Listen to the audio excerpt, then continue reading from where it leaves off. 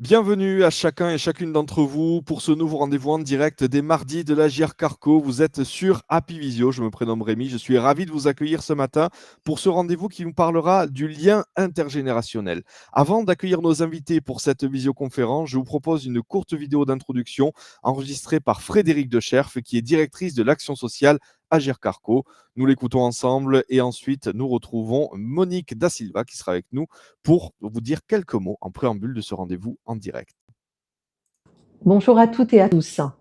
Le lien social, qu'il soit amical, familial ou amoureux, est déterminant. On le sait, c'est un facteur essentiel du bien vieillir. Alors, entretenir ces relations permet d'améliorer son humeur, permet un meilleur épanouissement et a clairement des impacts sur notre santé. Beaucoup d'études scientifiques le montrent, les relations sociales et des relations nourries et régulières socialement permettent d'avoir une meilleure santé et physique et mentale. Ça réduit considérablement l'anxiété et les risques de dépression. On pourrait croire qu'avec l'avancée en âge, on a moins besoin de ces interactions sociales. C'est complètement faux. On a besoin encore plus de ces interactions sociales parce qu'elles nourrissent pour chacun d'entre nous un sentiment de sécurité, d'utilité et d'appartenance qui sont extrêmement importants pour un vieillissement harmonieux. Donc, en travaillant, en nourrissant ces interactions avec les autres, on se nourrit soi-même, on nourrit son cœur et son esprit. Pour résumer, prenons soin de nos relations sociales. C'est un investissement aujourd'hui pour un vieillissement plus heureux et plus harmonieux. C'est le message qui va vous être transmis dans cette conférence. Entretenez vos liens sociaux, c'est important et ça fait du bien à chacun d'entre nous. Bonne conférence à vous.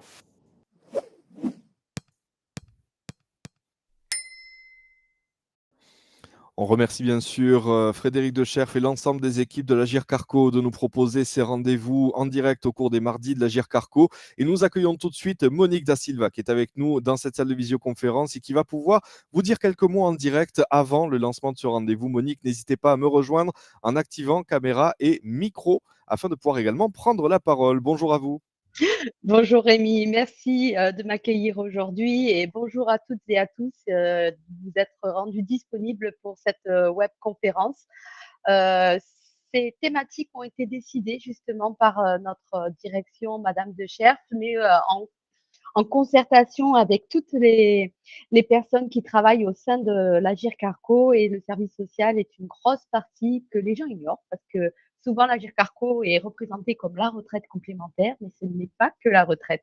Nous avons beaucoup de services qui permettent justement le bien vieillir, et le lien intergénérationnel, on est persuadé, permet justement de concourir justement à ce bien vieillir et de permettre justement une retraite la plus harmonieuse et heureuse possible. On a décidé de plusieurs thématiques, dont le lien social, mais il y a aussi le bien vivre son rôle de proche aidant, parce qu'on sait que c'est quelque chose de difficile, quel que soit le moment de la vie où on devient aidant familial, que l'on soit actif, que l'on soit jeune, vieux, retraité. Aider une personne, c'est malheureusement engageant, et ça, des fois, ça apporte des difficultés. Ça apporte aussi de grandes joies, justement, de pouvoir aider quelqu'un, mais les difficultés, à la mesure de nos moyens, l'Agir Carco vous donne quelques pistes pour pouvoir justement à vous aider à aller au-delà de ces difficultés. Donc, on a aussi mis en place la thématique donc du lien social, parce que l'homme est un animal social et que sans les interactions les uns avec les autres, malheureusement, il ne peut pas vivre longtemps en bonne santé. Et dans la même thématique, mais plutôt en continuité, les clés du bonheur après 60 ans, parce que ce n'est pas parce qu'on est à la retraite que malheureusement tout s'arrête. Bien au contraire, c'est souvent une étape de vie qui permet des fois de s'ouvrir à plein d'autres choses et de s'épanouir complètement pendant ce temps dédié justement au repos. Et tous les services d'accompagnement de l'Agir Carco vous seront présentés en fin de conférence. Enfin, j'essaierai d'être un petit peu exhaustive, même s'il en existe beaucoup, pour pouvoir vous montrer que l'Agir Carco est là pour vous accompagner le plus longtemps possible et vous trouver des solutions, quelles que soient vos difficultés. Et on espère que vous en irez le moins possible, parce que notre leitmotiv, c'est vraiment que vous préparez le bien vieillir de tous nos allocataires. Toutes ces conférences donc, sont animées par Happyvisio. On remercie d'ailleurs enfin, grandement de nous aider dans ces thématiques. Et on vous attend nombreux à toutes les autres conférences. Pour l'instant, je laisse la parole à Monsieur Olivier Ritt, qui est responsable de développement chez SC2S, le service civique senior, qui va faire le lien justement de cette conférence sur le lien intergénérationnel. Merci beaucoup à vous, Monique Da Silva, d'avoir fait ces quelques mots d'introduction. On vous retrouvera à la fin de la visioconférence pour la phase des questions-réponses et les quelques mots de la fin seront également pour vous. Merci à vous, Monique. À tout à l'heure. À tout à l'heure. Et effectivement, nous accueillons tout de suite Olivier Ritt, qui est notre intervenant expert aujourd'hui pour nous parler du lien intergénérationnel. Bonjour à vous, Olivier. Bonjour. Merci beaucoup d'être avec nous. Est-ce que vous pouvez en quelques mots vous présenter, s'il vous plaît, à notre auditoire aujourd'hui? Oui, volontiers. J'ai 62 ans et j'ai dirigé pendant de nombreuses années des établissements sanitaires. J'ai participé à la création et porté pendant quelques années un gérontopôle en région PACA. Et aujourd'hui, j'aimerais effectivement partager avec vous un certain nombre d'informations, d'éléments que j'ai collectés tout au long de ma vie professionnelle, qui m'ont amené à rejoindre il y a 2 ans l'Association nationale pour le déploiement du service civique Solidarité Senior. Et donc, ce parcours et ce cheminement, ces informations, j'aimerais pouvoir voilà, vous les présenter pour pouvoir vous expliquer pourquoi aujourd'hui la solidarité intergénérationnelle m'anime. Merci beaucoup d'être avec nous et de partager cette connaissance-là et ces ressentis avec nous. Voici votre document de présentation. Je vous laisse la main. Bonne conférence à toutes et à tous. N'hésitez pas à poser vos questions dans le chat en bas à droite de l'écran. À tout à l'heure pour les questions-réponses. Très bien. Donc, je vous parlerai d'abord des faits incontournables de la transition démographique, du vieillir en bonne santé, avant de vous parler des liens entre les générations et spécifiquement du service civique Solidarité Senior. Alors, la transition démographique, j'aime bien la présenter d'une façon un peu frappante et facile à retenir. En 1900, il y avait 100 centenaires en France. En 2008, il y en a 14 000. En 2050, il y en aura 140 000. Voilà, donc l'évolution de notre société, cette transition démographique, on l'a sous les yeux, sous la forme du nombre de centenaires.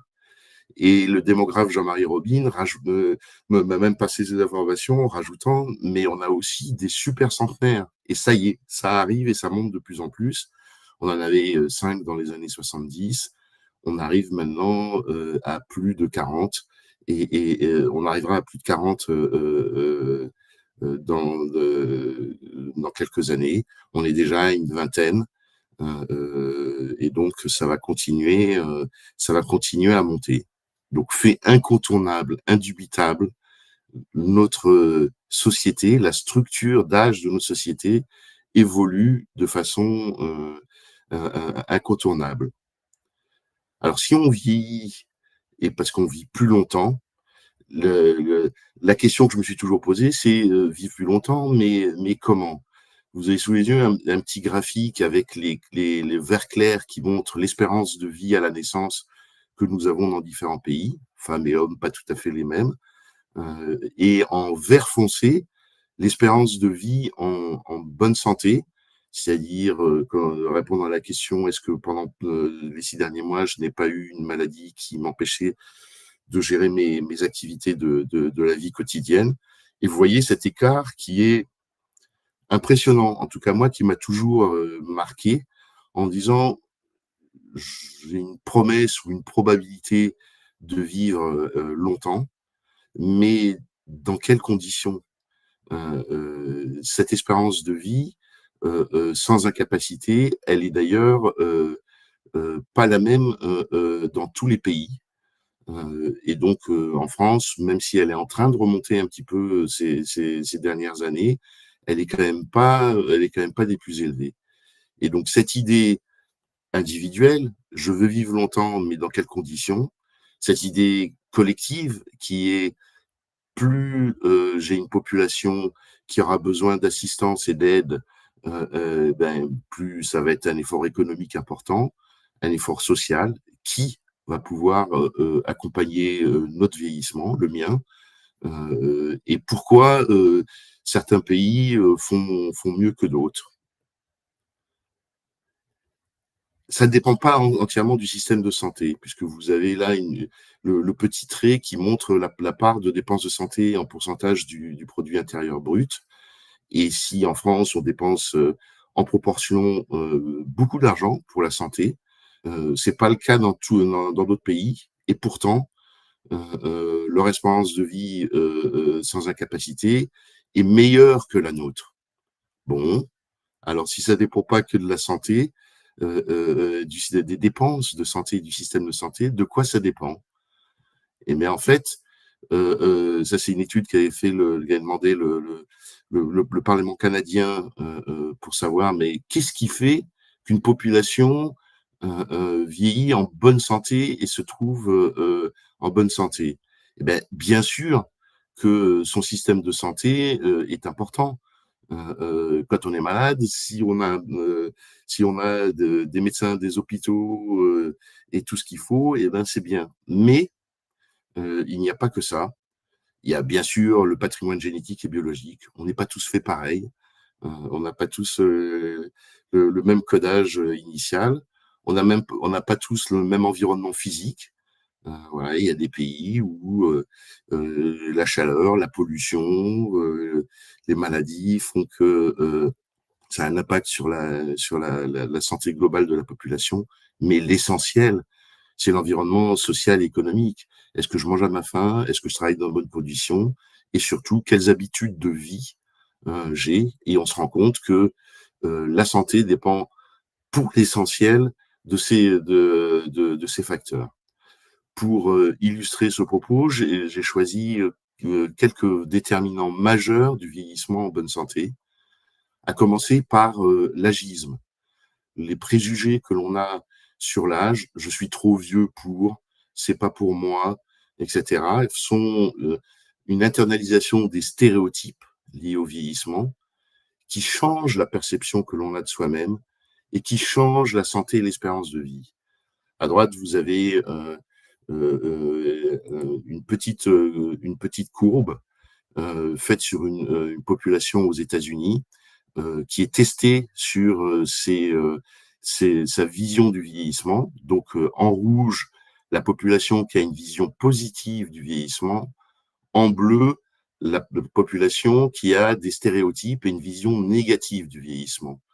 Au bout de 20, 30, 40 ans, la population bleue qui a des stéréotypes a une fréquence d'incidents cardiovasculaires beaucoup plus élevée que l'autre.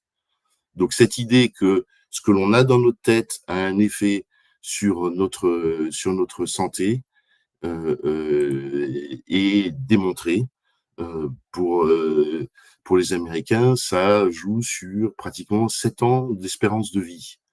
Donc ce que on pense de son vieillissement, soi-même, les gens autour de nous, oh non, t'es trop vieux pour faire ça, ou même les professionnels de santé, ah bah c'est normal, vous vieillissez, vous avez les os plus fragiles, c'est faux, et ça porte préjudice.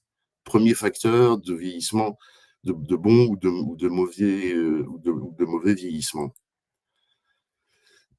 L'OMS fait un recensement des études significatives qui montrent que l'agisme a un effet sur la santé. Vous voyez, elle en dénombre plus de 140 qui montrent que les stéréotypes sur l'âge ont des effets sur le non-accès aux services de santé au traitement. C'est plus la peine de dépister, c'est plus la peine de faire ces traitements, c'est plus la peine d'aller consulter, etc., ou de soigner, sur les manques de possibilités au travail, sur la santé mentale, sur les maladies somatiques, voilà, qualité de vie, etc. Donc, c'est un fait établi.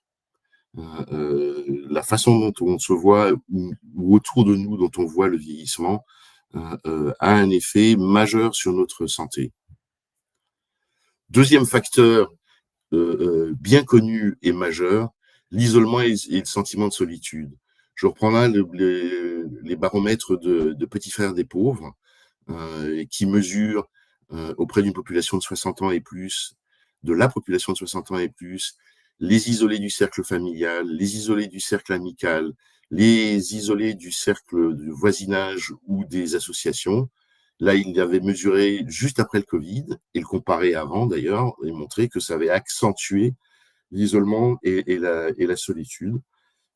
Quand on cumule tous ces facteurs, est-ce que je suis en relation avec ma famille, mes amis, mes voisins ou des associations, eh bien, j'arrive à environ 3% de la population de 60 ans et plus qui est en mort sociale, c'est-à-dire qu'elles n'ont aucun de ces cercles de relations.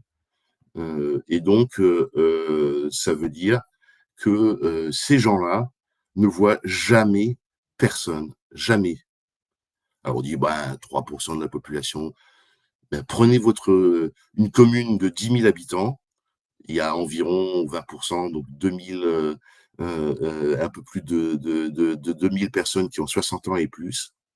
Sur cette commune de 10 000 habitants, il y a donc 3%, c'est-à-dire qu'il y a 60 personnes qui ne voient jamais personne et ne sont en relation jamais avec personne.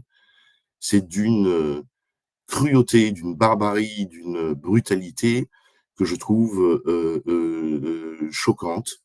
Ce qui veut dire qu'on a une obligation extrêmement forte de les identifier, de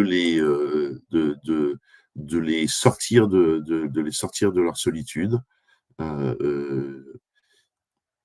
Ça, c'est vraiment la partie isolement matériel, physique. Et puis, il y a aussi le sentiment de solitude. Est-ce que vous vous sentez seul fréquemment? Eh bien, c'est de l'ordre de 30% en France pour les 60 ans et plus. Donc, peut-être que j'ai des relations de temps en temps, mes enfants m'appellent un peu, mais les journées, les semaines sont longues et 30% de la population des 60 ans et plus éprouve ce sentiment je me sens seul, vraiment seul. Et ça, c'est une souffrance. C'est une souffrance qui est augmentée encore par un certain nombre de facteurs. Riche comme pauvre, on peut éprouver ce sentiment et être complètement isolé. Vous voyez, les 3% isolés, mais quand j'ai moins de 1 000 euros de revenus, je suis plutôt 5% de cette population à être touché par l'isolement physique. Et l'isolement et la solitude, naturellement, les événements, l'éloignement des enfants, la retraite, la perte des proches, les accidents, la perte du conjoint, des séparations, les maladies, peuvent accentuer ce sentiment de solitude et avoir un effet majeur sur ma souffrance psychique et aussi sur ma santé physique. Premier facteur, le plus important dans le vieillissement en bonne santé, c'est l'activité physique. Alors, c'est un fait de société. Vous voyez ce petit tableau qui dit qu'au 19e siècle, en moyenne, les Français avaient 8 heures d'activité physique par jour. On est maintenant à moins de 2 heures d'activité physique par jour. Donc, notre société a changé. On a des voitures, on marche moins. Et donc, c'est normal que l'activité physique baisse. Et ça a un effet important sur notre santé. L'OMS estime que la proportion de la population adulte des 18 ans et plus qui, dans nos pays, n'a pas assez d'activité physique est de l'ordre de 25% en Europe. Et vous voyez, nous, on est un petit peu en dessous de la moyenne. Donc, il y a pire que nous, hein, les Polonais, les Italiens. Et puis, il y a meilleur que nous, vous voyez, les Suédois et les Allemands et même les Espagnols ont une part de leur population qui n'a pas assez d'activité physique un peu plus faible que la nôtre.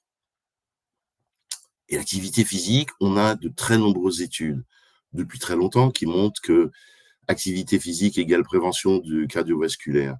On a un peu plus récemment des études qui montrent que pour prévenir l'ostéoporose, il faut avoir une activité physique. On sait que avant, en prévention, pendant en situation de cure et après un cancer, l'activité physique améliore nos conditions et nos chances.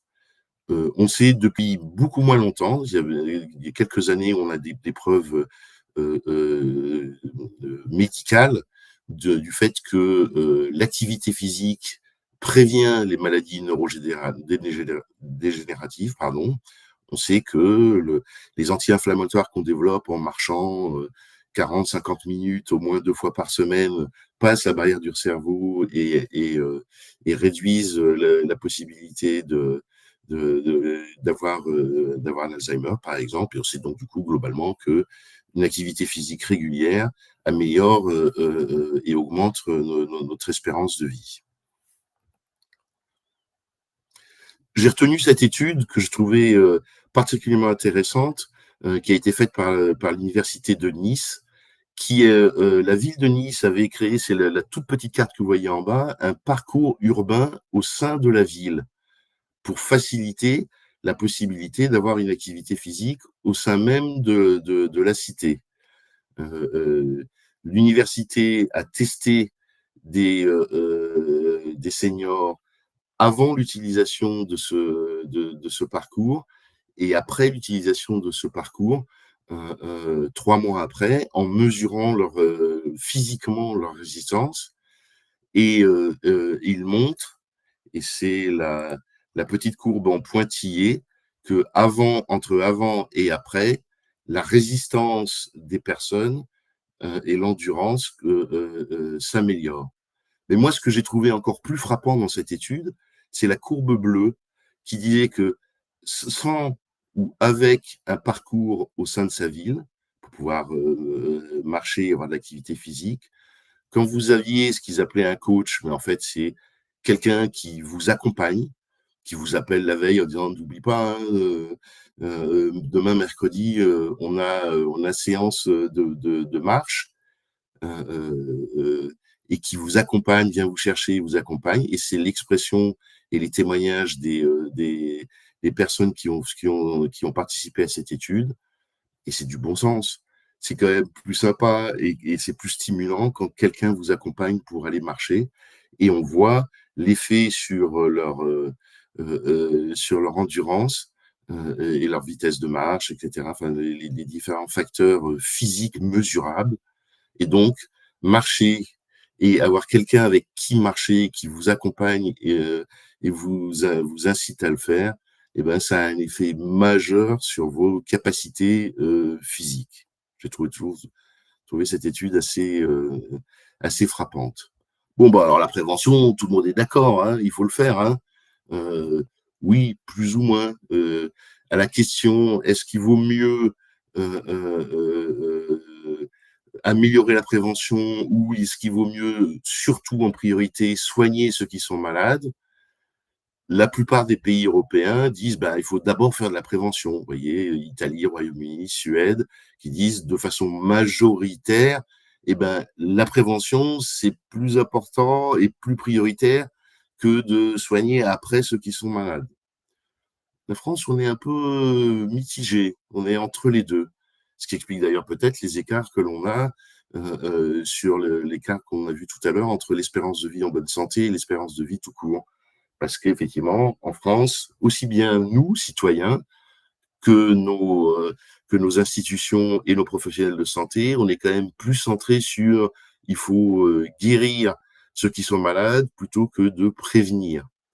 Donc, on est d'accord, mais on a encore un peu de chemin à faire en France sur cette idée que plus d'investissement, plus de moyens de chacun, professionnels de santé, citoyens nous-mêmes et institutions, devraient être mis dans la prévention si on veut vivre en bonne santé et avoir une vie sans incapacité.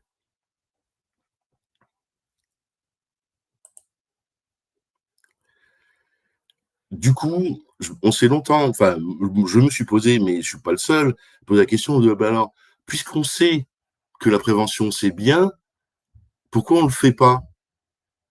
Qu'est-ce qui ferait que nous aurions envie de faire ces efforts, d'être moins seuls, de, de, de marcher plus, de faire attention à notre alimentation, etc. Et c'est le professeur Beru à Nantes qui m'a mis sur cette piste et cette vision de Spinoza sur le fait que nous avons en chacun de nous un appétit d'exister, une étincelle de vie que Spinoza appelle le conatus, qui est cet élan que l'on a à vouloir faire des choses et à perdurer. Or, ce désir, cette envie d'exister, ce moteur de vie, il est nourri par le désir. Et Spinoza nous dit, on ne désire pas une chose parce qu'elle est bonne pour nous, mais c'est parce que nous la désirons que nous la trouvons bonne. C'est parce que nous avons envie de faire quelque chose que cela nous fera du bien. Il note que sa dynamique est alimentée par la passion joyeuse et active. Le désir qui naît de la joie est plus fort que le désir qui naît de la tristesse. C'est parce que l'on éprouve de la joie à faire les choses que l'on s'engage dedans. Il note aussi que l'appétit se manifeste et par le corps et par l'esprit. La puissance d'agir, la puissance de penser sont intimement liées. Ce qui constitue avant tout l'essence de l'esprit est l'idée du corps existant en acte. Donc c'est pas que le cérébral, c'est pas que le physique, c'est cette interaction entre les deux qui fait que l'on a envie de faire les choses et que l'on perdure. Et si cette idée d'appétit d'exister, d'étincelle de vie que nous avons en chacun de nous est extrêmement individuelle, chacun a la sienne, Spinoza nous dit que le bien suprême de ceux qui recherchent la vertu est commun à tous. Nous la partageons. Nous avons chacun notre appétit d'exister, mais nous pouvons le partager ensemble. Et donc, cette réflexion et cette vision de l'homme, je trouve, doit sans doute inspirer notre propre vision, mais aussi la vision de nos institutions, sur le fait que si on veut qu'il y ait plus de gens qui fassent de la prévention, il faut de la joie, il faut du collectif, il faut du corps et de l'esprit. Il faut aller danser, il faut aller voir ses amis, vivre ensemble. C'est ce qui nous fera marcher, c'est ce qui nous stimulera cognitivement.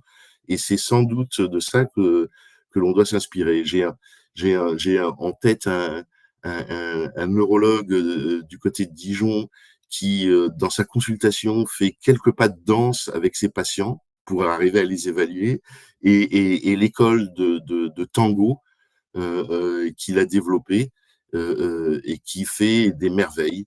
Donc, vivre en bonne santé longtemps, c'est vraiment cette idée de joie, de corps et d'esprit, et de collectif et de vision sociale.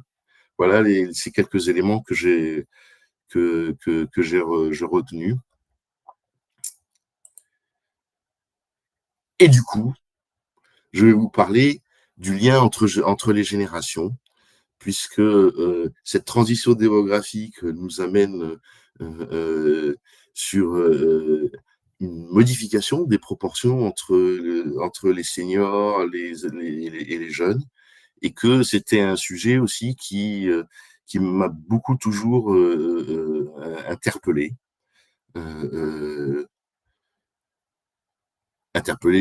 Moi oui, mais les économistes surtout, et on en entend encore beaucoup parler.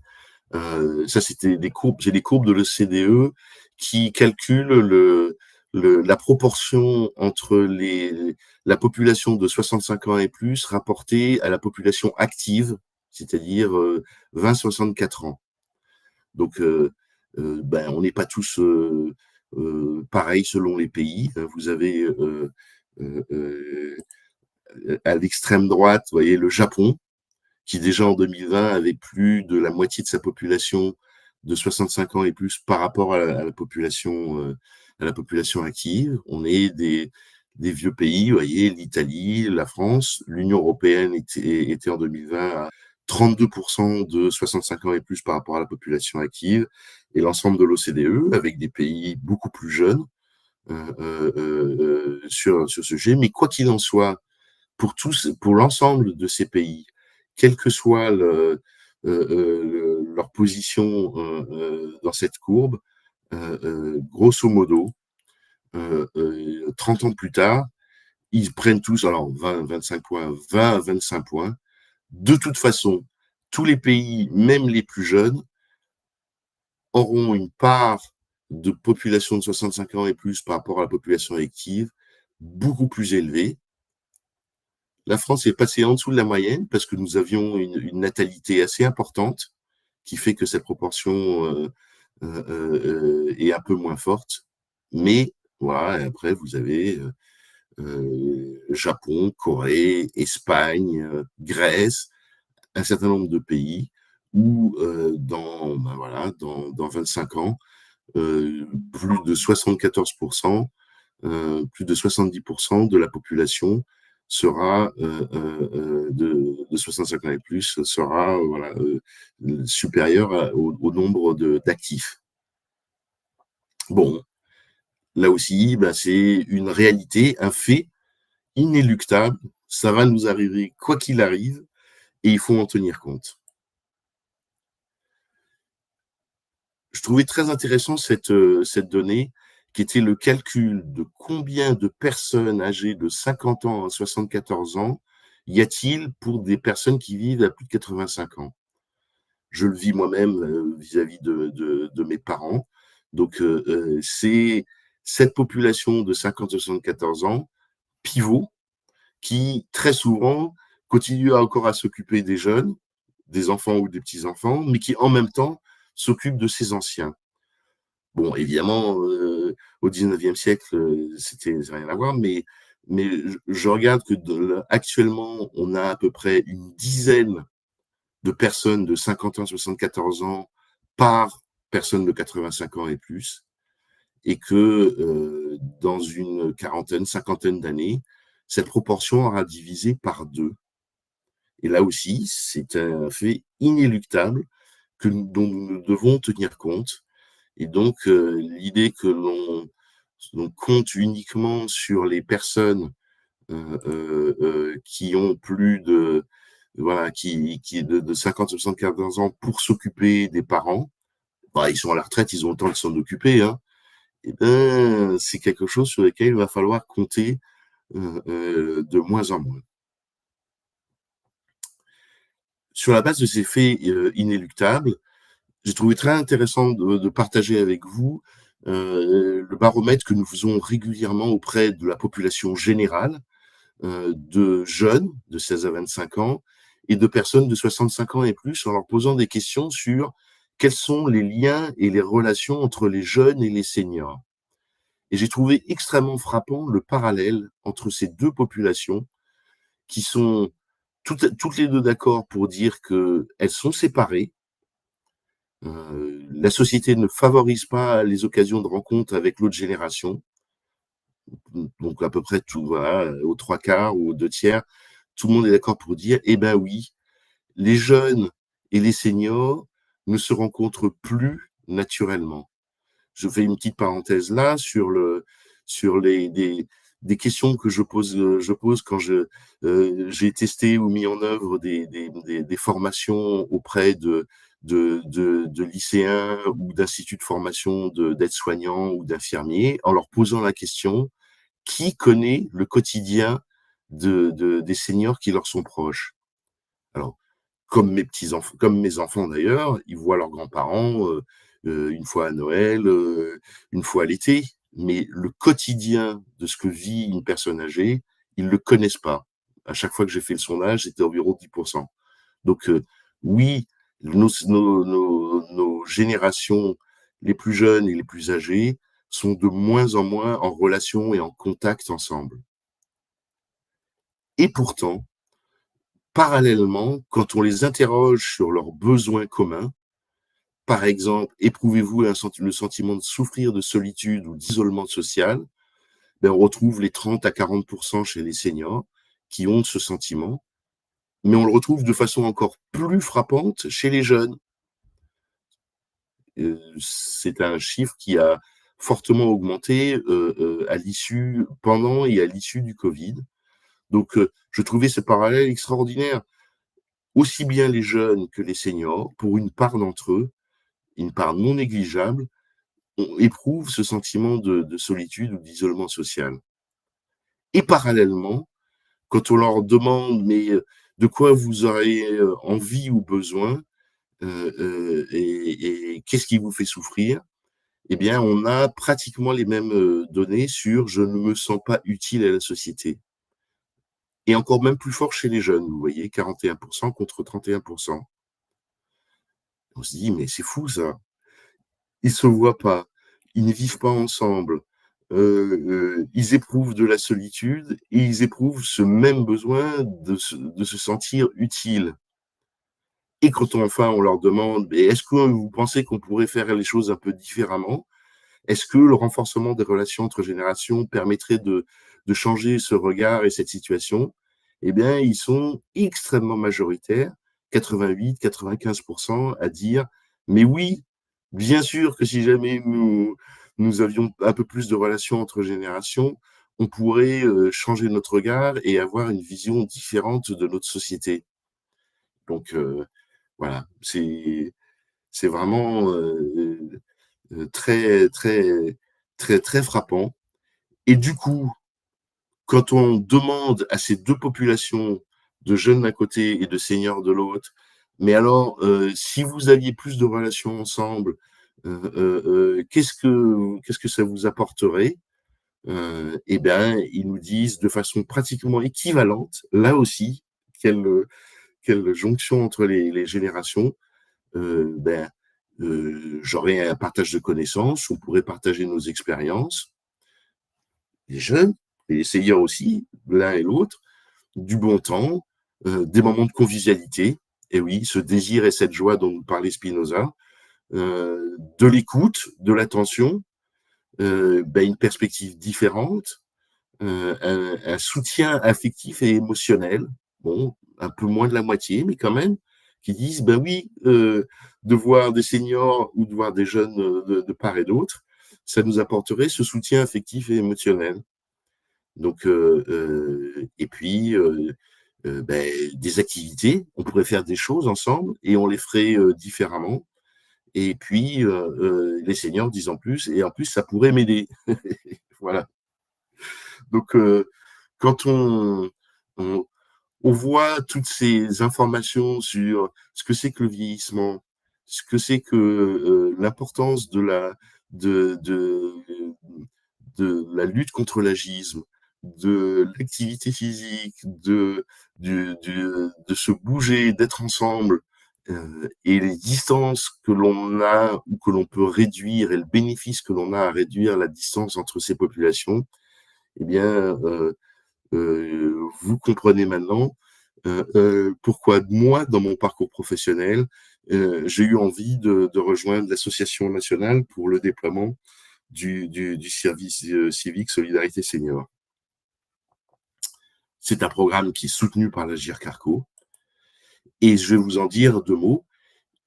Il y a d'abord, depuis 2010, de façon générale, le service civique. À la suppression du service militaire, on a créé un service civique volontaire qui permet aux jeunes de 16 à 25 ans, 30 ans pour les jeunes en situation de handicap, de consacrer 6 à 12 mois, en général ils font 8 mois, c'est grosso modo le temps d'une année scolaire ou universitaire, à des missions d'intérêt général dans des structures associatives, mutualistes ou publiques, pas dans le privé, non.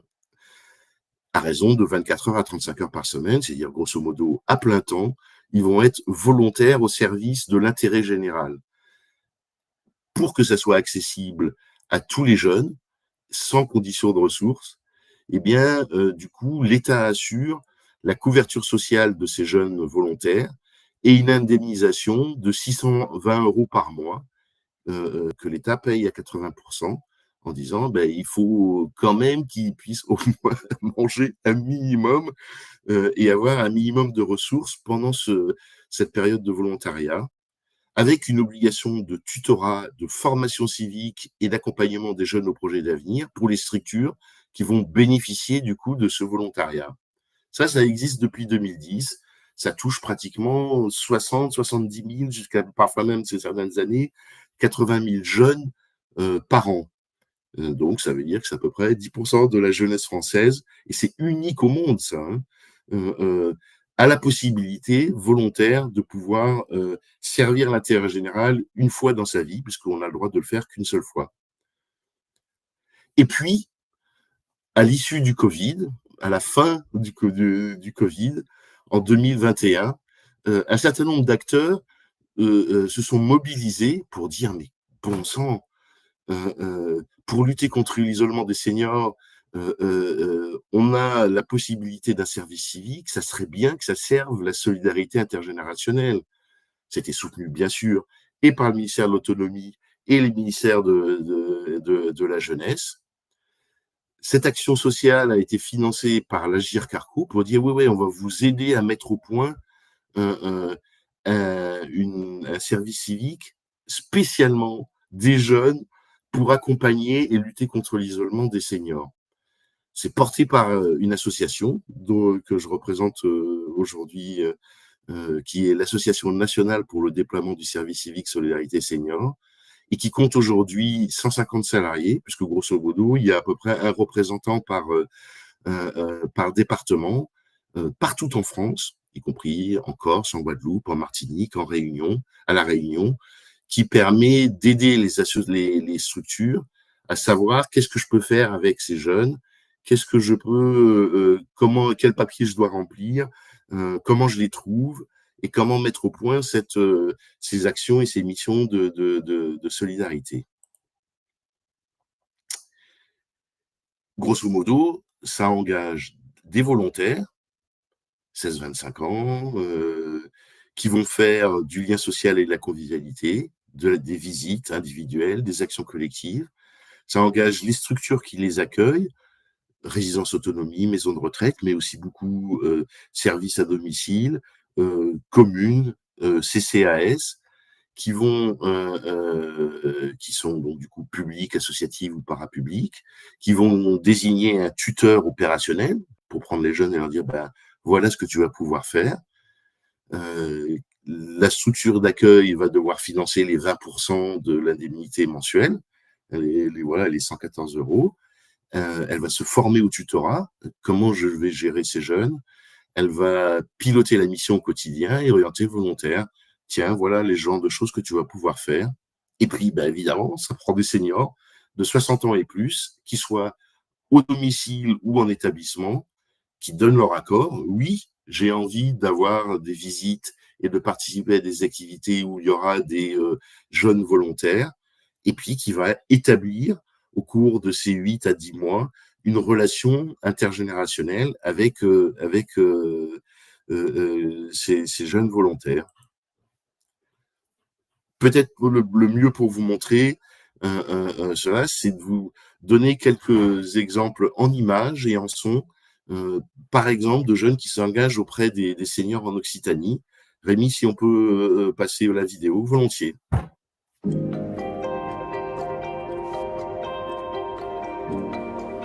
Comme ça vous va?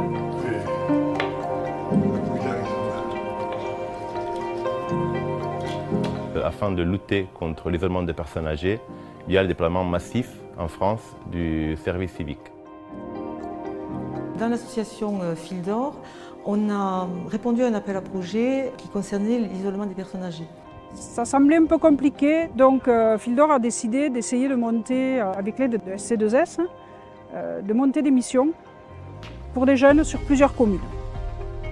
Donc à partir de là, on a défini des missions pour ces jeunes qui seraient aussi bien en EHPAD, c'est-à-dire auprès des seniors, mais en établissement, à domicile, sur des actions de prévention, sur des actions intergénérationnelles. On fait beaucoup d'activités différentes. On intervient à domicile dans le cadre de l'équipe spécialisée Alzheimer avec Présence Verte, mais aussi avec les bénévoles de Mona Lisa pour lutter contre l'isolement, donc juste des visites de convivialité. On fait des ateliers numériques pour les seniors, on fait du portage de livres, on intervient dans les médiathèques, tout ce qui peut toucher les aînés dans les communes. Le rôle de tutrice, c'est à titre de bénévole. J'étais souvent au téléphone ou par mail ou tout le temps joignable.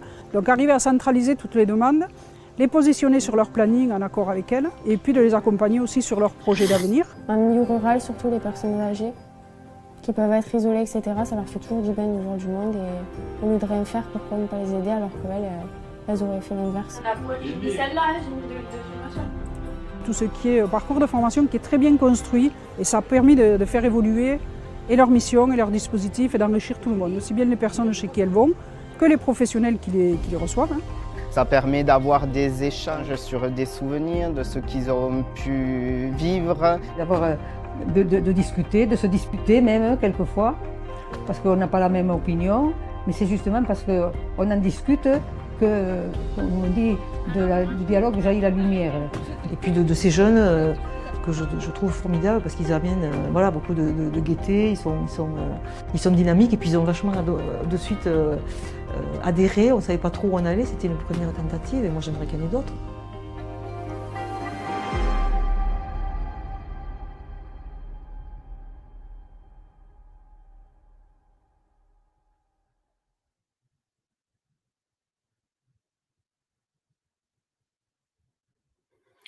Voilà, un premier témoignage. Et pour du coup documenter ou redonner un peu plus d'informations, on nous pose souvent la question, mais alors, les jeunes, ils peuvent faire quoi? Ils sont volontaires, avec un statut de volontaire, au service civique, au service de la solidarité des seniors. Ils sont donc pas des professionnels. Ils n'ont pas la compétence et pas le droit de faire le travail que pourraient faire des professionnels. Parce qu'à un moment, des fois, on nous dit, on manque de personnel, on n'a qu'à prendre des jeunes. Non, ça, c'est pas possible. Ils sont pas salariés, ils sont pas payés pour ça, ils savent pas le faire. Alors, les structures nous disent, mais qu'est-ce que je vais faire avec les jeunes? Qu'est-ce que je peux leur faire faire? Eh bien, en fait, ils vont pouvoir faire ce que toutes les équipes de professionnels n'ont jamais le temps de faire. Passer 1 heure ou 2 dans une chambre, dans un EHPAD, à écouter, discuter, échanger avec quelqu'un, mener des actions collectives d'ampleur, faire qu'il y ait un maximum de personnes qui viennent, faire que dans les activités d'un CCAS, d'une commune, ce soit pas que toujours les mêmes qui viennent, mais qu'on aille chercher, porte à porte s'il le faut, d'autres personnes, qu'on rompe cet isolement. Mais tout ça, les structures et les agents, là, pour le coup, ils n'ont pas le temps de le faire. Et là, ça rentre tout à fait dans les cordes de jeunes. Donc, des activités d'animation ludique, de recueil d'expériences, d'accompagnement à la marche. Vous vous souvenez de la ville de Nice, là? Si j'ai quelqu'un qui m'accompagne, j'ai un bénéfice plus fort sur ma santé. De projets culturels, de jardinage, de portage de livres, d'incitation à aller aux activités. Je viendrai vous chercher, on ira ensemble. Ça marche extrêmement bien. Et typiquement, ces jeunes, pendant 8 mois environ, ils vont pouvoir le faire en nouant une relation, parce qu'ils vont revoir les mêmes personnes régulièrement. Et c'est le lien intergénérationnel, cette envie d'eux, ce plaisir à se retrouver, va faire que l'on va faire toute cette action. On va rompre l'isolement et même aussi, du coup, inciter à bouger, sortir, augmenter son désir et sa joie. Et donc, du coup, améliorer sa prévention. Ça, c'est sûr. Bon, alors, c'est une belle idée, une idée généreuse, unique au monde. Mais est-ce que ça marche? Je vous laisse juger. Vous voyez, ça fait depuis à peu près 5 ans que cette initiative et cette mobilisation a été lancée. Eh bien, ça a permis de toucher, durant ces 5 ans, 444 000 seniors qui ont pu en bénéficier régulièrement, toutes les semaines, même parfois plusieurs fois par semaine. Ça a mobilisé 22 000 jeunes et ça a concerné 3400 structures, je vous ai dit, voilà, résidence intergénérationnelle, services à domicile, bailleur social, HLM, évidemment beaucoup de communes et de CCAS, qui ont pu bénéficier de ça. Donc, ça utilise le service civique. Nous accompagnons les structures sur tout le territoire. On a dit que on pouvait pas mettre en relation un jeune qui n'y connaissait rien avec des seniors sans qu'il y ait un minimum de formation. C'est ce que le programme d'Agir Carco nous permet de faire, d'initier et de sensibiliser et de donner quelques clés aux jeunes pour qu'ils puissent se sentir à l'aise, puisqu'ils ont plus l'habitude. Les jeunes ne savent plus ce que c'est effectivement que le quotidien d'une personne âgée. Donc il faut les aider à ça et les former. On a mené du coup ces missions de lien social. On le fait bien sûr pas seul, parce que c'est pas nous qui le faisons, c'est nos partenaires nationaux et locaux, les associations, les fédérations, les centres sociaux, les médiathèques, qui prennent ces jeunes et qui les mettent en relation et à disposition de cette lutte contre l'isolement. Et puis, on mesure. Je me dis, c'est gentil de faire ça, mais à quoi ça sert vraiment? Est-ce que ça marche? Quel effet ça a? Donc, tous les ans, on mesure avant que les jeunes soient là et après. Et donc, on se rend compte que 4 seniors sur 5 ont davantage envie de faire des choses depuis qu'ils sont accompagnés par des seniors. Par des jeunes, pardon. Oui, j'ai des jeunes, maintenant j'ai envie de faire les choses. À la fin de l'accompagnement, la proportion de seniors se sentant seuls est divisée par 2. Bon, on n'a pas tout réduit. Quand on mesure, on doit prendre les données comme elles sont. Mais quand même, ça veut dire que ce sentiment, cet isolement, ce sentiment de solitude, on a un impact très fort dessus. Et puis, on a mesuré quand même aussi qu'est-ce que ça faisait aux jeunes de passer comme ça un temps de leur vie, presque une année, à être au service et en relation avec les seniors.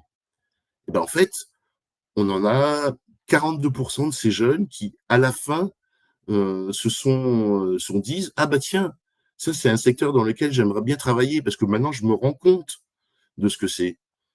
Et on est même allé un peu plus loin puisque on s'est dit à la fin de la mission ils sont enthousiastes, appelons-les 6 mois ou 1 an après, eh bien cette proportion reste la même. C'est-à-dire que on a une partie de ces jeunes volontaires qui ont découvert un secteur, une vocation, et qui se sont dit qu'ils pouvaient peut-être en faire leur activité professionnelle.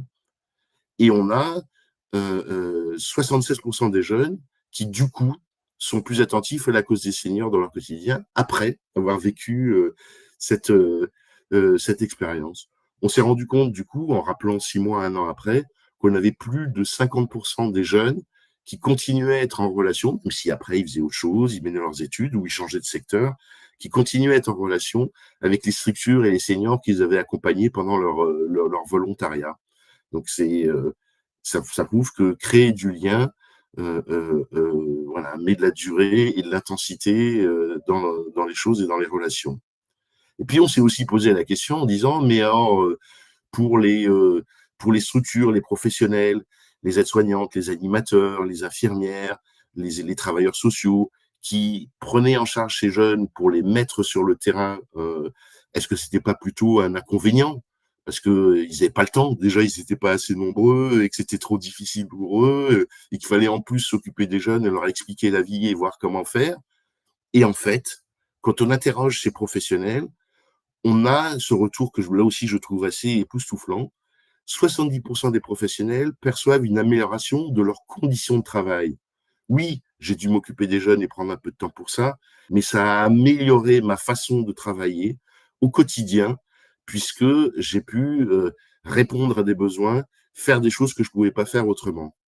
Et ils nous disent, pour 91% d'entre eux, que ça a pour le coup amélioré l'accompagnement des personnes âgées.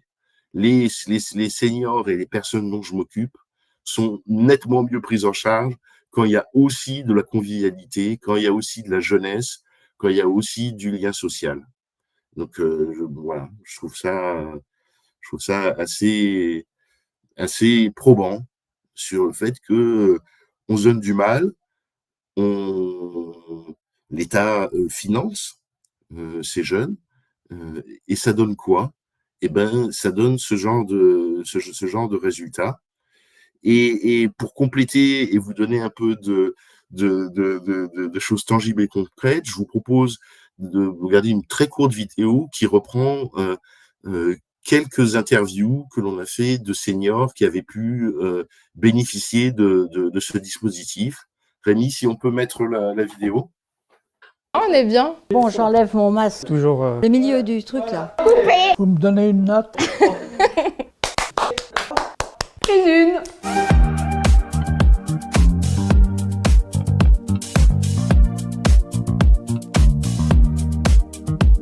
Je comprends le stress des artistes. Allez, c'est parti. Je suis Manuel Asensio et j'habite à Vincennes, à la résidence Arpavie. Mais j'ai habité bien d'autres endroits avant de venir ici.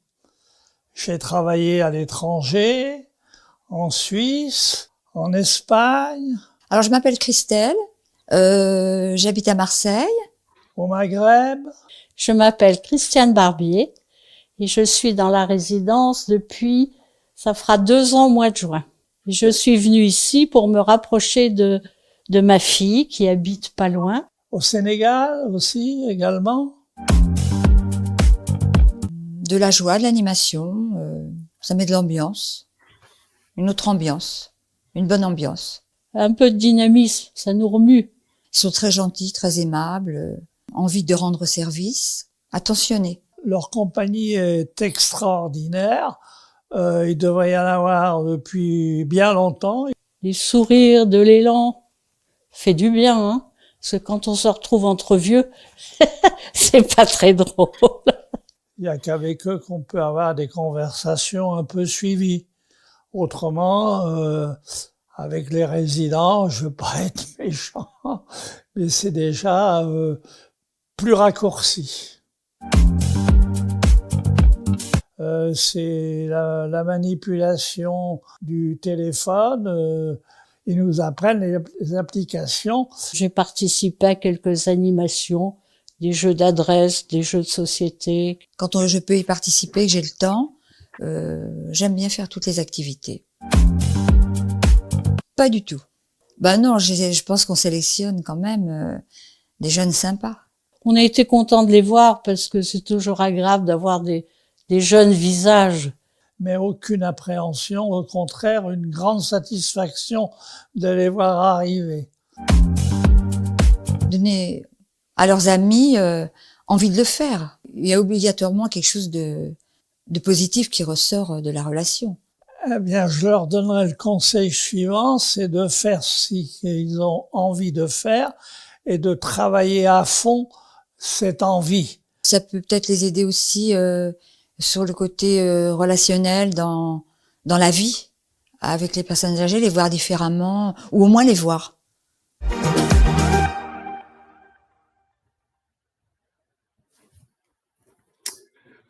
Voilà, donc ce sont que quelques témoignages, mais j'avoue à chaque fois je suis touché sur le fait que cette idée quand même qui a l'air un peu bête, hein, de dire bah oui, il faut que les jeunes soient en relation avec les seniors, et ça peut rompre l'isolement et ça aide et les uns et les autres, parce que les jeunes, je vous l'ai montré là dans les évaluations, tirent énormément de cette expérience, et de la confiance en eux, de la compréhension et de la connaissance de la société, de ce que sont les seniors.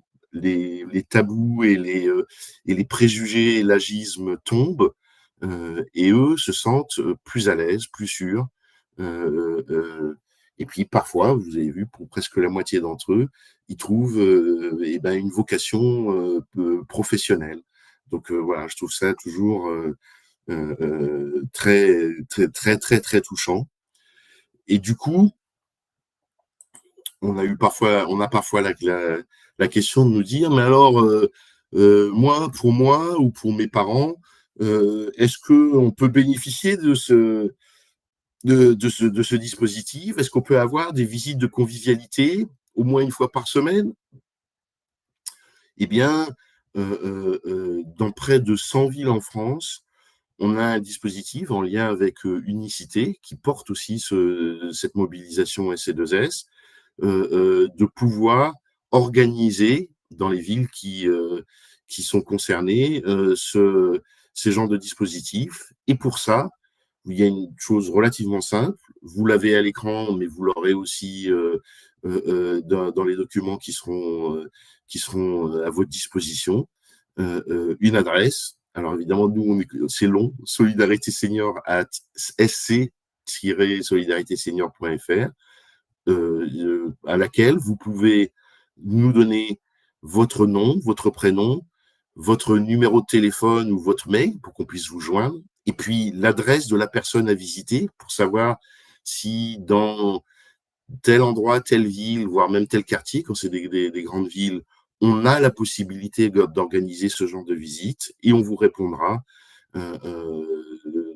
pour pouvoir organiser ce genre de choses. Donc, c'est une façon très pratique de pouvoir dire, moi ou mes parents, ça serait bien quand même que 1 ou 2 fois par semaine, il y ait cette sollicitation, à condition qu'on en ait envie. Parce qu'une fois plus, ce désir et cette relation, elle doit être partagée et réciproque.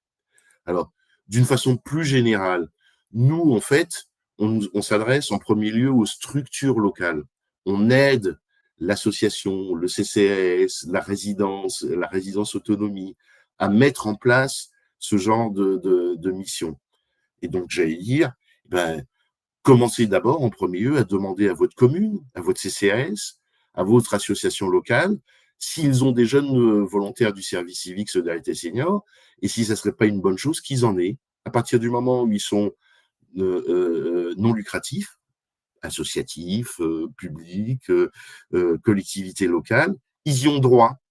Il faut qu'ils en aient envie, il faut qu'ils aient un projet, il faut qu'ils identifient chez eux le tuteur qui va pouvoir orienter les jeunes vers les bonnes personnes, mais demandez-le, parce que ça fait du bien. Ça fait du bien à tout le monde, ça fait du bien aux communes, ça fait du bien aux établissements, aux services à domicile qui peuvent en profiter, parce qu'il n'y a pas que le service lui-même, mais il y a aussi ce lien social qu'il faut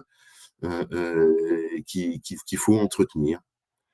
Et puis, j'allais dire, peut-être vous avez besoin de ce dispositif, mais ce dispositif, lui, a aussi besoin de vous. Parce que vous êtes parents, vous êtes grands-parents, vous êtes voisins.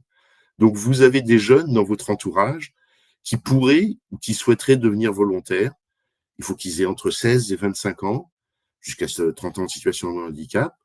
On a, à la rentrée, là, qui commence, plus de 3000 missions à pourvoir dans toute la France. Et qu'est-ce qu'il faut leur dire aux jeunes? Écoute, va sur Internet, sur le site SC2S, et la première page les orientera sur est-ce que tu as envie de faire une mission, et elle dira autour de chez toi, est-ce que tu en as ou pas. Je vous dis un mot du coup sur les volontaires. Ça peut être des 16-18 ans, donc des mineurs.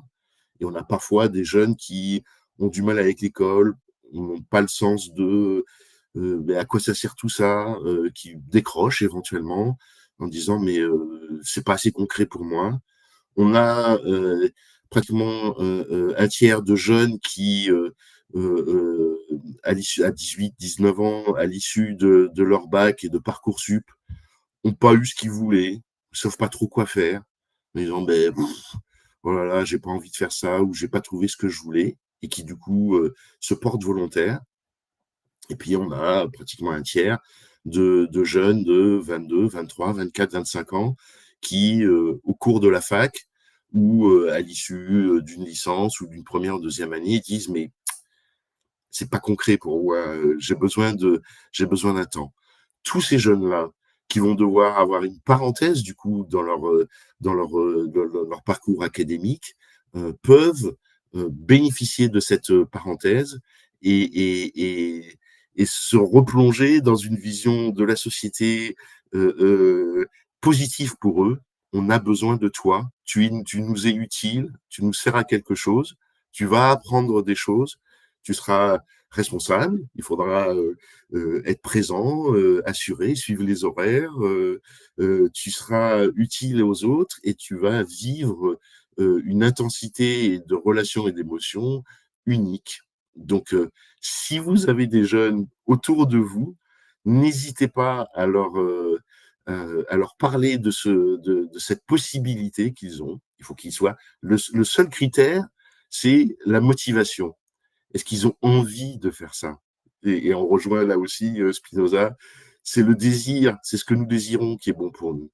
Et s'ils désirent et s'ils ont envie de ça, s'ils sont motivés, ouais, je veux faire autre chose, je veux faire quelque chose de concret et d'utile pour la société, pour moi, eh bien, à ce moment-là, ils seront des candidats merveilleux. Et tout autour de chez eux, il y a forcément des missions en ville, en milieu rural, partout sur le territoire national. Les choses sont possibles. Et aidez-nous, faites savoir autour de vous et adressez-les, envoyez-les sur notre site et ils pourront trouver, j'espère, leur bonheur. Voilà. Et j'ai toujours voilà un peu d'émotion et je voulais vous dire, mais dans le fond, qu'est-ce qu'il faut retenir de tout ça? Et je suis désolé si j'ai pris un peu de temps, mais c'est que lien social et activité physique, c'est ce qui nous permet de vivre bien, en bonne capacité, le temps qu'il nous reste à vivre avec plaisir. Et se faire plaisir, une fois de plus, aller danser, aller voir les gens, c'est ça la prévention. C'est ça qui nous maintiendra notre santé. Deuxièmement, la solidarité intergénérationnelle, elle vient plus d'elle-même, elle vient plus de soi. C'est comme l'activité physique, il faut faire un petit effort et ça se cultive. Et il y a des dispositifs comme ça pour ça. Et puis troisièmement, peut-être retenez juste tapez SC2S sur Google et vous tombez sur notre site. Vous, pour revoir plus d'informations, le détail de nos évaluations et de notre mesure d'impact, et les jeunes autour de vous, pour peut-être leur donner l'idée de tu peux faire une parenthèse dans ta vie académique, dans ton parcours, et vivre quelque chose d'intense qui te donnera du coup de bonnes raisons de poursuivre tes études en sachant pourquoi tu as envie de faire ces choses-là. Donc voilà, si simplement vous retenez ça et partagez l'émotion qui m'a amené moi et les informations qui m'ont amené à pouvoir travailler dans ce sens-là, eh ben je serai le plus heureux des hommes.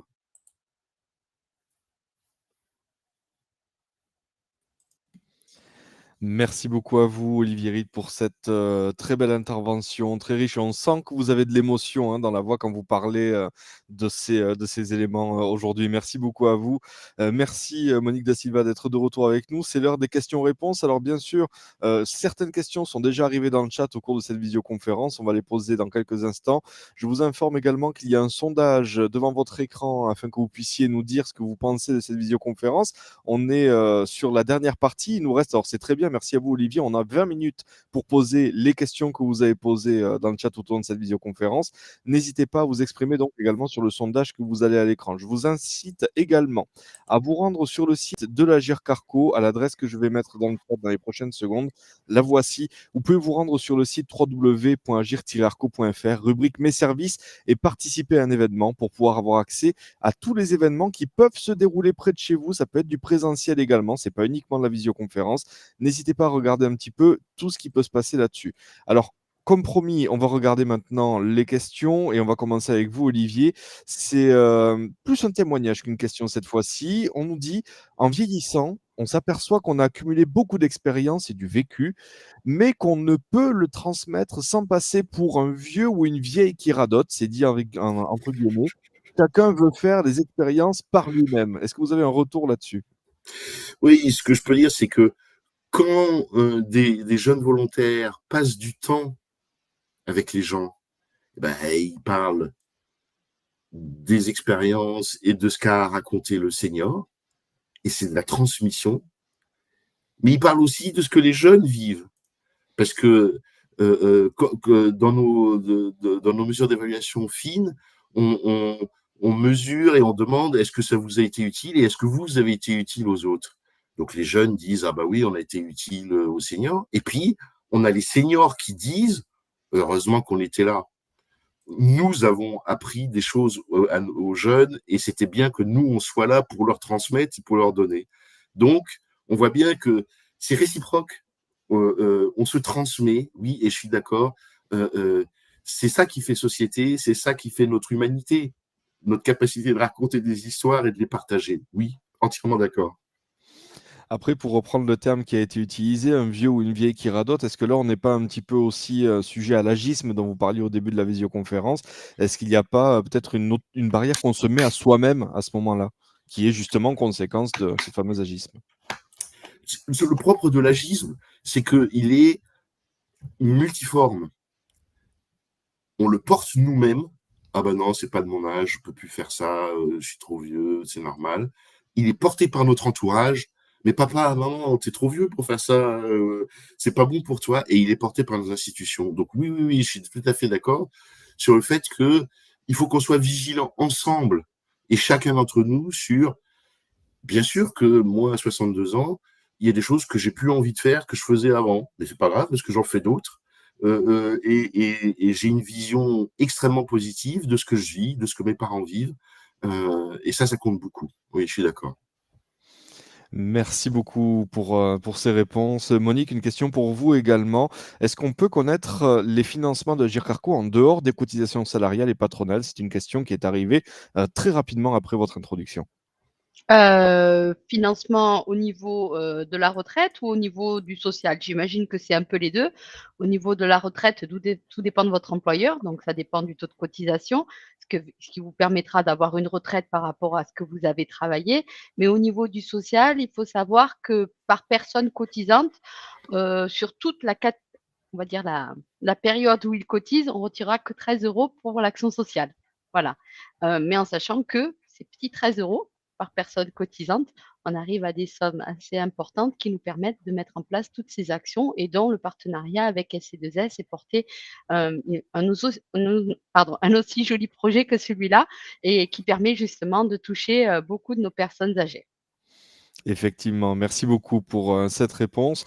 Et une question qui est un petit peu aussi au cœur du sujet d'aujourd'hui, à partir de quel âge est-ce qu'on est considéré ou doit-on se considérer comme senior? Mais il n'y a pas de réponse, bien sûr. Hein. Les entreprises, déjà à partir de 50, 54 ans, considèrent on fait partie des seniors de l'organisation. J'ai le droit à une carte senior à partir de 60 ans à la SNCF. J'ai le droit à... Il y a un truc qui est sûr, c'est que on a décalé les âges dans notre vision des choses, en tout cas sur le plan médical, ça c'est certain. Autrefois, ben voilà, à 60 ans, 65 ans, on était considéré comme senior en termes de médecine. Maintenant, on est plutôt à 75 ans. Et comme je vous ai parlé des super seniors, là, des 110 ans et plus, on est en train de réaliser que on peut plus dire senior, et même 75 ans et plus, ça ne suffit plus. Donc on a encore beaucoup de stats et de catégories 75 ans et plus, mais en fait il faut séparer ça parce que 75 ans, 85 ans, c'est une chose et on est encore très souvent en bonne santé et très autonome durant cette période-là. Et puis 85 ans et plus, ça suffit pas parce qu'il faudra peut-être mettre la tranche 95 ans et plus parce que c'est plus la même. Donc oui, il n'y a pas de règle. Et puis à quel âge on est senior? Et ben peut-être dans sa tête. Moi, sur un certain nombre de sujets, je me sens senior, oui, plus sage peut-être, j'espère, avec justement des choses à transmettre. Donc je me sens senior de façon positive sur certains sujets. C'est vraiment la façon dont on vit. Et puis un peu le regard des autres aussi. C'est ça qu'il faut changer. Merci beaucoup. Pour compléter les propos d'Olivier, nous, au niveau de l'Agir Carco, on parle de 4e âge, justement, parce que il y a une vraie différence entre cette première partie de la retraite, où on est encore relativement en bonne santé, où on mène encore beaucoup d'activités, et le glissement vers une perte d'autonomie, qu'on appelle donc le 4e âge, où là, justement, les gens perdent justement du lien social, sortent de moins en moins, et moins on fait de choses, moins on fait d'activités, et moins ça va. Et donc, ce qu'on essaye de mettre en place à notre petit niveau, justement, c'est plein d'actions, dont C2S, pour pouvoir pallier à cela. Voilà. Juste, du coup, pour compléter, illustrer ça, et rappeler que de toute façon, on vieillit chez soi pour l'essentiel. Alors, je parle pas des Italiens qui ont beaucoup de centenaires et qui, 90% des centenaires en Italie vivent à domicile. Mais en France, sur la population des 80 ans et plus, 80% vit à domicile, parfois avec un peu d'aide, parfois avec un complément, ou parfois autonome. Mais quoi qu'il en soit, on vit chez soi, on vit autonome pour la majorité d'entre nous, et puis parfois avec besoin d'aide à domicile ou en établissement, en particulier quand les troubles cognitifs rendent la vie à domicile de plus en plus difficile. Merci beaucoup. Et justement, la question de la santé que vous avez l'un comme l'autre abordée avec cette réponse-là, ça fait partie d'une question qui est revenue. Comment a évolué dans le temps la durée de cette phase mauvaise santé? Alors, on a encore peut-être devant les yeux les graphiques que vous avez montrés en début de conférence, Olivier, avec notamment l'évolution de la tranche d'âge, justement les super centenaires qui n'existaient pas forcément avec autant de récurrence précédemment, dans les décennies précédentes. Alors, cette phase de mauvaise santé, est-ce qu'on sait si elle s'agrandit, si elle s'allonge, si elle commence plus tôt, plus tard? Est-ce qu'on a une idée de cette évolution-là? Eh bien, comme je l'évoquais en début de conférence, l'espérance de vie sans incapacité, donc, et qui répond à la question, est-ce que pendant les 6 derniers mois, vous avez un événement de santé qui vous empêchait de mener votre vie quotidienne? En France, on était très en retard par rapport aux autres pays, et depuis quelques années, on commence à remonter, parce que peut-être on fait un peu plus d'efforts en matière de prévention, d'activité physique, de nutrition, qui font que on peut vivre plus longtemps tout en étant autonome. Et puis après, c'est pas parce que j'ai une incapacité que ça m'empêche pas de vivre. Et ben, j'ai besoin d'aide, mais je peux le faire de façon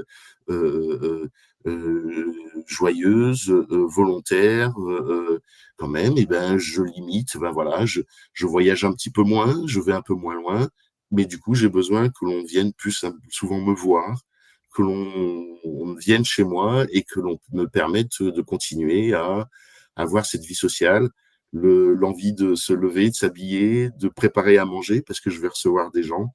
Donc voilà, c'est cette partie-là qu'on va avoir. Mais effectivement, notre santé globalement s'est améliorée. Alors, il y a l'effet inverse aussi quand même.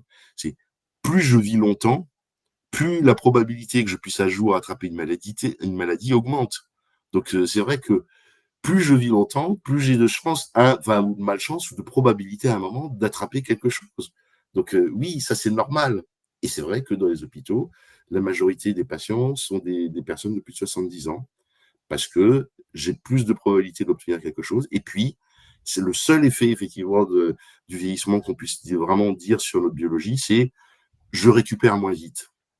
J'ai moins d'immunité, mes organes se refont moins vite et ma biologie se refait moins vite. Il y a beaucoup d'équipes qui travaillent dessus. Mais bon, voilà, donc j'ai plus de probabilité d'attraper quelque chose et je mettrai plus de temps pour en guérir.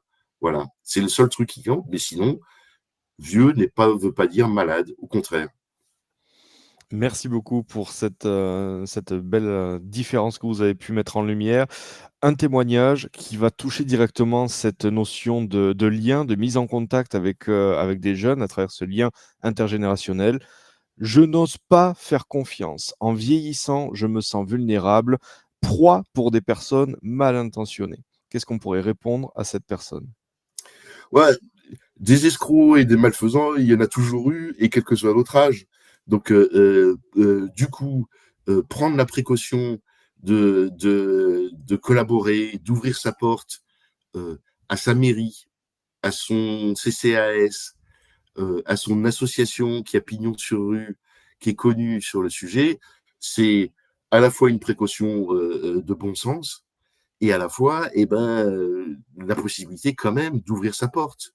Dieu merci, il y a une majorité d'institutions publiques, associatives, qui ont ce sérieux et cette capacité de faire attention aux gens et de réguler les choses. Donc, profitons-en. Voilà. Heureusement, voilà, regardons cette bonne part des choses. Effectivement. Est-ce qu'on peut avoir quelques informations, si c'est possible, sur la manière dont sont sélectionnés les jeunes qui candidatent pour participer à ces missions? Est-ce qu'on a une sorte de tri peut-être qui peut être fait sur les différents profils qu'on reçoit? Alors, le principe du service civique, c'est qu'il est ouvert à tous les jeunes citoyens. Donc, pas de discrimination, aucune, et surtout pas de compétences. Tu sais pas faire, tu connais pas, c'est pas grave, on va te montrer, on va te former.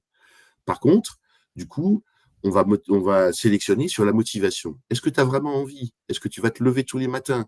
Est-ce que tu as envie de le faire? Et un certain nombre, éventuellement, on propose de dire, essaye, tu verras, et puis si ça te marre, si ça te convient, on fera.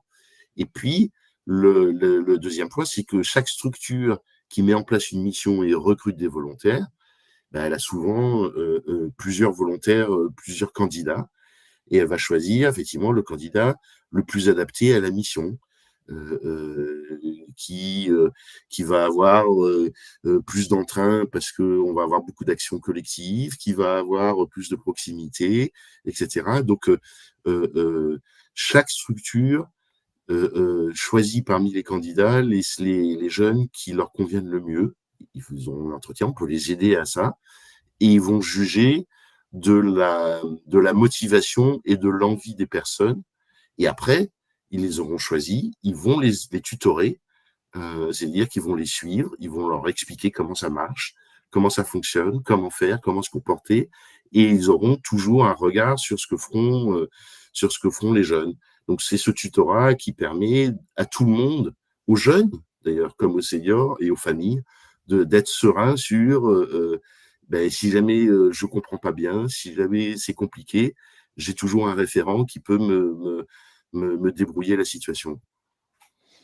Merci beaucoup. Monique Da Silva, je reviens vers vous. Est-ce qu'on peut s'adresser à l'Agir Carco pour savoir s'il y a des services, des structures qui sont proches de chez nous, qui ne font peut-être pas partie des 100 villes que vous avez citées, Olivier, comme étant bénéficiaires de ce type d'accueil, notamment auprès des C2S? Est-ce qu'on peut se rapprocher de l'Agir Carco pour savoir ce qui est possible de faire à proximité de notre propre domicile? Tout à fait. On a un service qui s'appelle Écoute, Conseil, Orientation, que toutes les caisses de retraite portent justement, que vous pouvez contacter, et des conseillers dédiés justement étudieront votre demande et essaieront de vous trouver des solutions adaptées et le plus proche de chez vous. Est-ce que ça, c'est quelque chose qui est faisable gratuitement? Ce numéro de téléphone est accessible par tous les allocataires Agir Carco et c'est gratuit. D'accord, merci beaucoup. Sauf le coût de la communication, pardon. Oui, oui, tout Mais à fait. bon, Mais je veux c'est dire, souvent dans nos forfaits, voilà. on Mais voilà, tous nos on n'a pas de services forfait pour l'entretien avec la personne qu'on aura, Du c'est ça la tout. question? Non, du tout. D'accord, merci beaucoup. On a un beau témoignage d'une personne dans le chat en direct qui nous a dit: «Dans ma commune de Grand-Quervilly, près de Rouen, nous faisons cette expérience et depuis quelques années, je reçois ces jeunes du service civique. C'est formidable». C'est le message mot pour mot qu'on a eu dans le chat. Alors merci beaucoup déjà à la personne qui a accepté de le partager. Olivier, est-ce que vous avez un retour sur ce témoignage? Comme on mesure de façon fine, on sait que 70, 80, 90% des gens sont enchantés, ravis, aussi bien les seniors que les jeunes. Mais 70, 80, 90%, ça veut dire que parfois, le jeune n'a pas trouvé ce qu'il voulait, ou il s'est fait une idée et c'était pas la bonne. Parfois, un certain nombre de seniors attendaient des choses et c'était pas celles qu'ils ont reçues. C'est jamais du 100%. Mais oui, bien sûr, de façon extrêmement majoritaire, l'impact est positif pour toutes les raisons que j'ai défilées au fur et à mesure, sur le fait que c'est la vie, c'est notre prévention, c'est notre société, et c'est notre plaisir d'être ensemble. Merci beaucoup. Au début de la visioconférence, Olivier, vous avez mis en parallèle les mesures de prévention avec un petit graphique sous forme de pourcentage qui était mis en place dans la France et dans d'autres pays d'Europe avec l'idée de faire une prévention peut-être plus grande sur les pays nordiques. On va parler de la Suède, par exemple, je crois que vous avez cité tout à l'heure, notamment. Est-ce qu'on sait justement ce qui est pratiqué comme type de mission, comme type d'activité pour les seniors, pour l'accompagnement des seniors dans les autres pays? Et Aussi bien l'Espagne d'ailleurs que les pays, parce qu'on dit les pays nordiques, forcément ils font tout bien, etc. Mais aussi l'Espagne fait mieux que nous en matière d'accompagnement de prévention, de détection plutôt, de quoi tu as besoin. Est-ce que tu commences déjà à marcher un peu moins bien? Est-ce que tu entends moins bien? On sait en France qu'on a environ 30 à 40% des personnes qui ont un déficit auditif qui le détectent pas et le traitent pas. L'information sur l'activité physique, l'information sur la nutrition, le temps que l'on donne et que l'on demande aux professionnels de santé pour parler de prévention et pas uniquement pour guérir les maladies, est différent dans ces pays aussi. On est en train de progresser et c'est un peu lent en France. On est toujours dans l'idée de je dois soigner plutôt que de prévenir. Et donc voilà, c'est une tendance qu'on prend progressivement et qu'il faudra sans doute accentuer, donner plus de temps aux professionnels de santé pour ça, et faire que la population elle-même en ait envie et soit sensible à ce sujet. Parce que c'est jamais, on pense toujours que c'est l'autre qui est responsable. Ah bah c'est le gouvernement, ah bah c'est mon médecin, et puis les deux disent ah bah c'est mes patients qui font pas bien. On est tous responsables de cette idée que un peu plus d'énergie, de temps pour la prévention, ça paye. Merci beaucoup et un nouveau témoignage qui est arrivé encore plusieurs fois dans le chat, surtout à la fin de la visioconférence. En tant que grands-parents, on se heurte à l'éducation positive des jeunes parents d'aujourd'hui. Est-ce qu'il n'y a pas un risque, entre guillemets, si j'ose m'exprimer ainsi, de choc des cultures entre le senior qui va accueillir, le jeune qui n'a pas forcément la même éducation que le senior lui-même a eu et qui va être moins permissif quelque part que ce que peuvent avoir certaines personnes aujourd'hui? En dehors de mon expérience personnelle de parentalité, j'ai pas de connaissance de vision. Je pense que vous avez d'ailleurs des conférences sur le sujet, ça sera très intéressant. Moi, tout ce que je vois à travers la solidarité intergénérationnelle, c'est que les générations ne se connaissent pas. Si on donne le temps et l'occasion de se connaître, le partage et la vision commune, et y compris, comme disait une des dames dans la vidéo, bon, on n'est pas toujours d'accord, hein, mais donner l'occasion de partager, de connaître, de comprendre et de discuter des choses, c'est ça qui permet voilà, d'évoluer chacun et de faire société. Merci beaucoup. Monique, oui, vous avez quelque chose à Oui, rajouter? pour compléter, justement, on va avoir une session, une des prochaines séances sur le lien intergénérationnel, ça sera sur la grand-parentalité et une des questions qui est souvent posée, c'est celle-là. Donc n'hésitez pas à vous inscrire à la prochaine session. Vous aurez peut-être un Effectivement. peu plus d'éclaircissement. Effectivement, on va en parler d'ailleurs dans quelques instants. On revient vers vous, Monique. Et on va terminer avec ce dernier témoignage, ce dernier retour dans le chat auquel je m'associe évidemment. Une personne qui a été touchée par votre sincérité, Olivier, aujourd'hui, par votre discours et qui vous semblait passionné par votre mission et qui témoigne de la belle initiative que sont ces rencontres jeunes et seniors. Donc, merci beaucoup à vous, Olivier, pour votre intervention aujourd'hui et merci bien sûr à l'Agir Carco de rendre ces interventions possibles et ces projets également au quotidien. Merci beaucoup à vous, Olivier.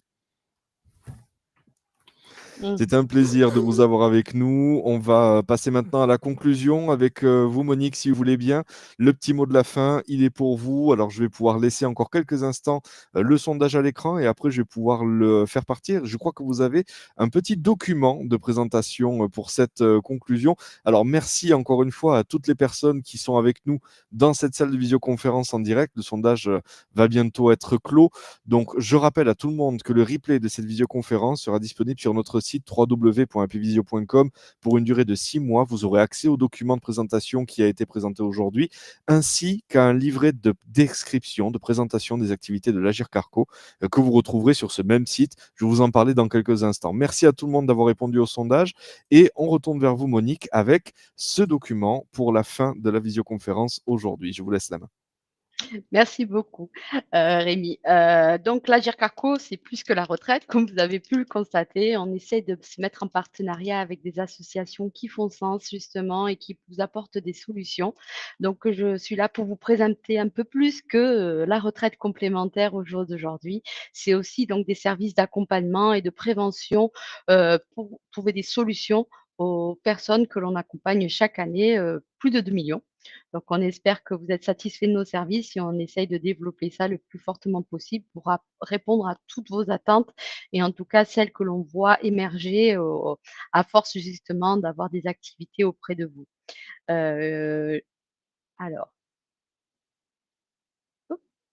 voici les services d'accompagnement dans leur partie générale, en fait. Nous avons des activités donc pour les actifs et les futurs retraités. On a un gros dispositif pour les aidants familiaux qui s'appelle Ma boussole aidant. C'est un site internet qui permet de répertorier toutes les aides, tout ce qui est existant justement pour les personnes qui sont en situation d'aidance ou qui ont besoin d'être aidées. Et en plus, ce dispositif a la chance d'être géolocalisé. Donc du coup, si vous faites des recherches, vous pouvez vraiment trouver ce qu'il y a au plus près de chez vous.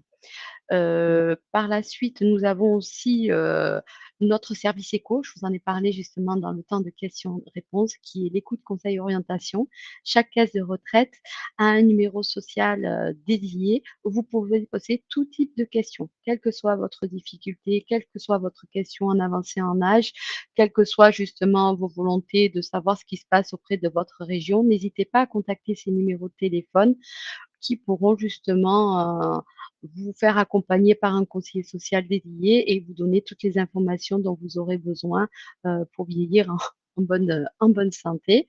On a aussi les centres de prévention Agir Carco qui vous propose justement des bilans de prévention qui sont complètement pris en charge par la GFARCO.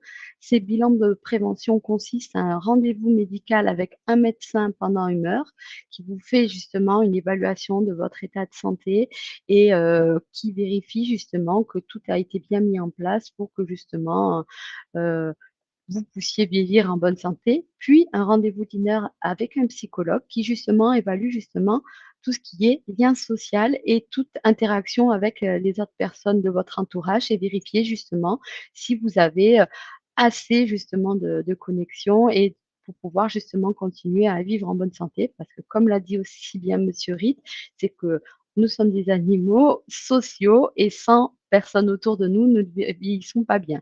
Et donc, le centre de prévention permet justement de faire une évaluation de votre état de santé physique, mais aussi social, et vous permet de vous accompagner justement en cas de difficulté dans l'une ou l'autre partie de cette composante de vie. Voilà.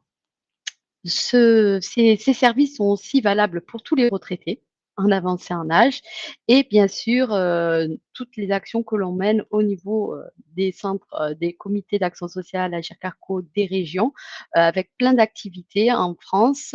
L'année dernière, on en a fait plus de 1600 et on espère en faire autant cette année, qui seront répertoriées justement sur le site de l'Agir Carco.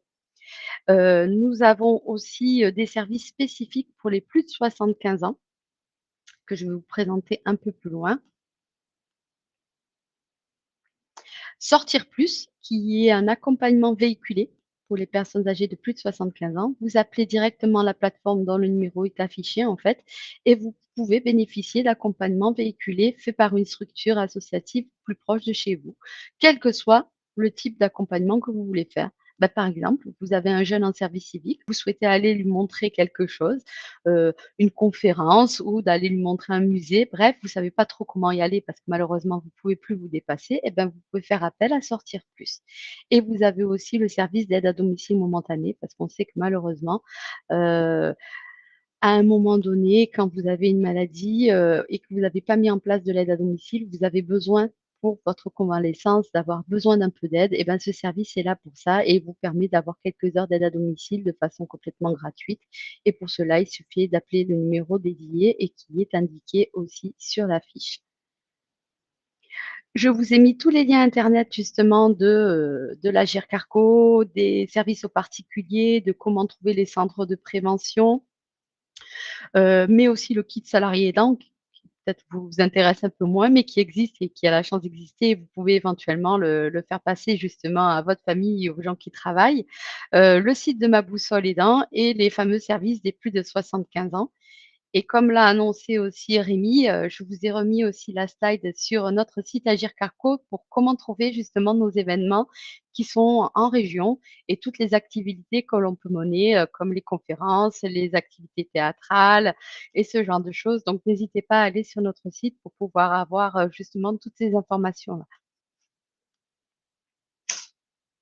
Et surtout, on va vous annoncer la prochaine séance qui est donc, «Et si l'optimisme était bon pour la santé?» Rémi en a parlé en tout début de séance et donc c'est quelque chose qui permet justement de développer, on va dire une note un peu positive et qui vous permet justement de vous dire: «Ah ben, quand on reste positif, on peut continuer à être en bonne santé». En tout cas, on essaye excusez-moi, on essaye justement de pouvoir justement vous en parler de façon un peu plus exhaustive pendant cette conférence qui aura lieu le 16 septembre. Et comme je vous disais, la prochaine webconférence sur le lien intergénérationnel, sur le lien intergénérationnel aura pour thématique la grand-parentalité et une des questions abordées, ce sera justement ce conflit de génération et comment on élève nos enfants de façon différente et comment on fait pour continuer à être grands-parents dans ces conditions. Et il y a 2 intervenants pendant cette conférence, l'école des grands-parents, qui a été créée en 94 avec la ligne Allo grands-parents, qui pourra sûrement répondre à plein de vos questions, mais aussi madame Debiol, qui est psychologue et qui vous expliquera la nécessité de ces liens avec ses petits-enfants et le bénéfice que ça en a pour la santé. Parce qu'on est persuadé justement que le lien intergénérationnel, ça permet de vieillir en bonne santé le plus longtemps possible. Merci en tout cas de m'avoir écoutée et je vous dis à bientôt. Merci beaucoup à vous encore une fois, Monique Da Silva, pour cette présentation de conclusion. Une dernière fois, le petit bouton bleu en haut de votre écran vous permet toutes et tous de vous inscrire aux différentes visioconférences des rendez-vous des mardis de l'Agir Carco. Non seulement le rendez-vous de mardi prochain sur l'optimisme, également celui du 14 octobre, vous l'aurez compris, mais également à tous les autres. Ils sont mis en ligne progressivement au fur et à mesure des conférences et chacun de ces rendez-vous est disponible en replay pour une durée de 6 mois sur le site www.apivisio.com. Donc n'hésitez pas à pouvoir les consulter si vous le souhaitez et à récupérer les documents de présentation, bien entendu. Monique Da Silva, merci beaucoup à vous pour Au votre revoir. aujourd'hui. Merci encore à Olivier Ritt qui était avec nous tout à l'heure. Merci surtout à vous toutes et tous et qui est encore avec nous d'ailleurs, Olivier. Merci à vous encore une fois pour votre intervention. Et comme je disais, merci à vous toutes et tous qui étaient avec nous aujourd'hui dans cette salle de visioconférence d'avoir pu encore améliorer ce rendez-vous aujourd'hui avec vos questions et avec vos remarques. Je vous souhaite une excellente fin de journée. Prenez bien soin de vous. N'hésitez pas à contacter les services de l'Agir Carco ou SC2S si vous êtes intéressé par ce projet. Et en tout cas, à très bientôt sur Apivisio. Rendez-vous mardi prochain pour un nouveau rendez-vous des mardis de l'Agir Carco. Au revoir. Prenez soin de vous. Au revoir.